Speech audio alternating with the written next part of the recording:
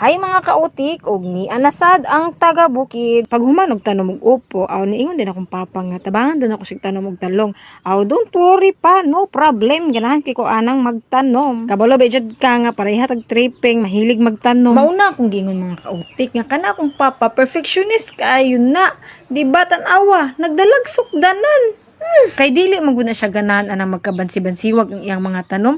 Dili na siya ganahan ana, gusto na siya nga iya ang mga tanom linya, hapsay tan-awon. Mao nay purpose iyang sukdanan para pareha gid ang distansya. Mao na siya. Mapasalamaton kayo kuno nga inani nga akong amahan kay nakatuon pug ko niya. Daghan kay kog natun-an. Munang karon si kautik na pud iyang gitudloan anang iyang mga teknik. Si kautik ang iyang gipagbalhin-balhin ana iya ang sukdanan while siya ang tigladlad anang iya ang sidling nga talong. O diba, nagkasinabot ang maglolo. Ug ayaw mong kabalaka na ni kautik kay hagkap lagi kay na iyang gidaladala nga sukdanan.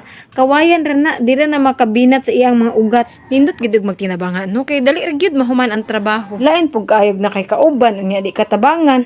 Nah, may pagwa nalay kauban ug mao manggaling.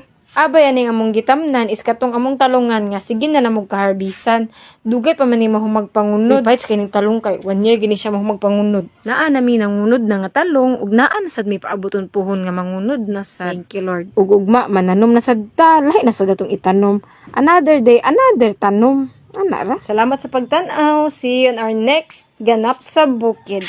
Love your parents.